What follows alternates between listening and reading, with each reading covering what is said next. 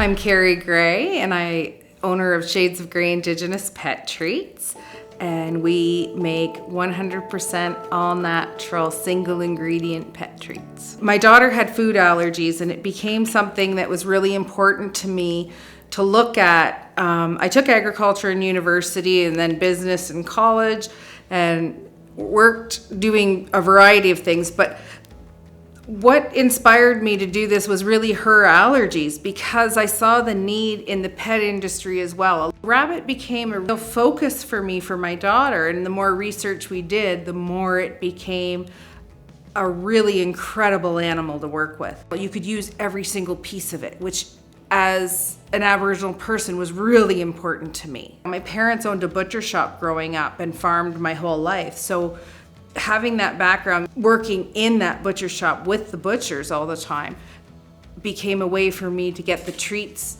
done and out there. Just kind of spiraled from there. It all became very organic and natural, and one thing led to the other. And we ended up doing the treats. We farm federally inspected meat rabbit for the chefs, for the grocery stores.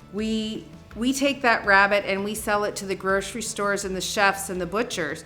And then we have a buyback program with our grocery stores that if they don't sell it in the 14-day window, we buy it back from them and use it for our pet treats as long as they've frozen it before that 14th day. Then we use that meat to produce our pet treats. When I started making the treats at the house, it was in my kitchen and it was just for the dogs. And he said, "You're nuts." He said, "Why?" I said, "I don't want to waste any of it. I want to make the treats." So I said, "I'm just going to make it for our dogs." And he's like, "Oh." And then I said to him, I said, "You don't think this is good?" I said, "I'm going to do this. We're not going to waste any of this rabbit." And he's like, "Well, then you're on your own." He said, "We're just farming for meat and the butchers and restaurants and grocery stores. That's enough." And I said, "Well, then I'll do it on my own." And so I did. And now he works for me in the meat room and does the farm, and we produce our treats. It's great. Because of the farm, we had a business plan already written, and then I hired somebody to help me with the business plan for Shades of Grey Indigenous Pet Treats, because I felt like I needed that little extra bit of help. So I got funding to help me with that. I've been working with Indian Agriculture, and we do bank with TD Bank. We've gotten some funding through AIC to help us with wages and some marketing and that sort of stuff. And it's been fantastic. I've spent majority of the funding now this year on marketing, because that's really key for our business to succeed. And get in front of as many eyes as we can to grow the business. Like, we're a very new business. Shades of Grey Indigenous Pet Treats was just registered in January of 2019.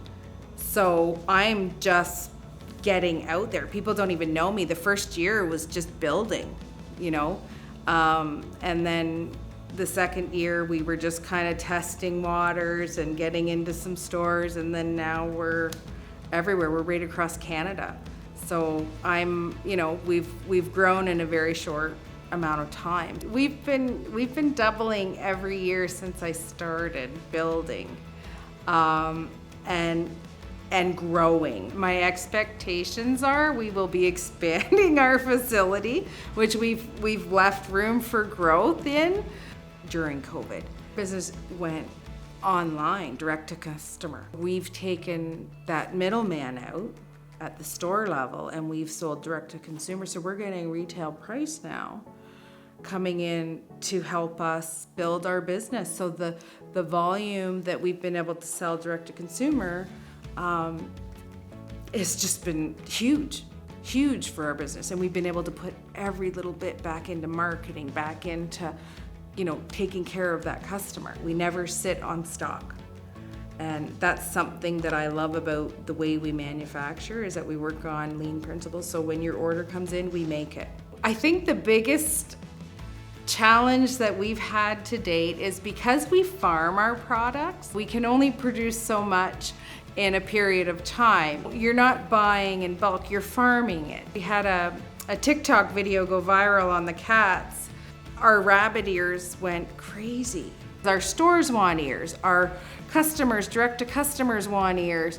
And how do you fill them when you're trying to build that up? So that's been our big challenge. People like to know that their pet's food is coming from the same food that we would eat, but they don't want to know that they're eating the same food that their dogs would eat. So we originally started making the pet treats under our farm name, and then we kind of thought, you know what, we need to look at this a little differently. So we separated the two businesses. We've gone above and beyond with our packaging. There's an oxygen absorber in there, so it would last in stores and give it a shelf life. You can see the product. It's eco-friendly packaging. It's a sustainable packaging company. It's premium quality, so it goes right along with our product. And to me, that's what sells the product. We really work hard to keep our customers happy. That's our number one priority. We stay in touch with our pet parents. We're really big on customer service. We send emails to make sure they got their order. We touch base to let them know their order's on the way, it's been completed.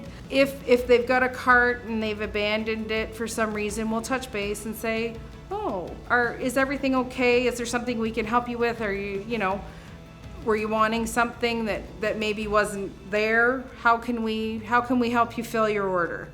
I have a marketing team that is helping me and guiding me in where we should go and how we should do it. And then they're doing our major ads, that sort of thing. But the everyday Facebook and Instagram, that's us. We're just doing it and planning it.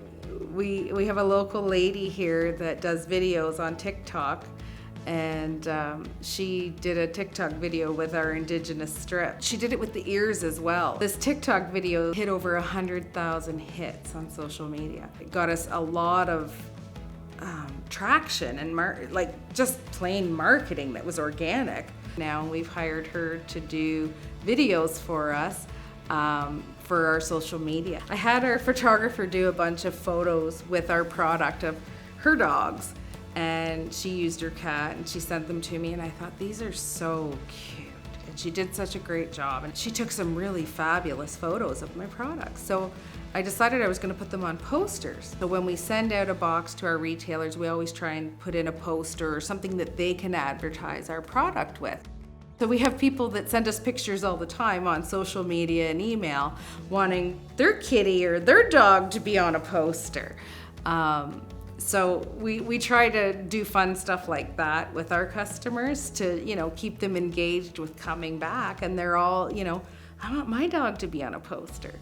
When our pet parents have already purchased so many pet treats, we take that and we'll put in a book that just gives the pet parent something, a journal or something to write in, or a sticker in the box for, their little kid to put on their dog's water bottle. I feel it's really important. If you're shopping and you're spending your hard-earned money, it's nice to get something a little extra.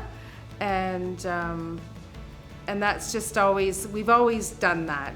I believe that people need to be paid well and above poverty to succeed and to give you back what you give.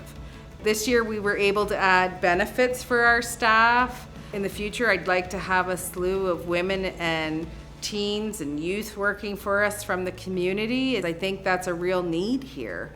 I love the fact that I'm putting something out there on the market that I can stand behind, that is quality, that people are loving and seeing the results in their pets. I love the people.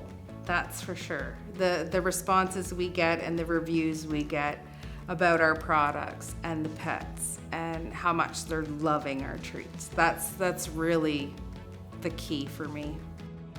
I do not regret one moment of it. I'm there for my kids. I'm at work doing what I love doing.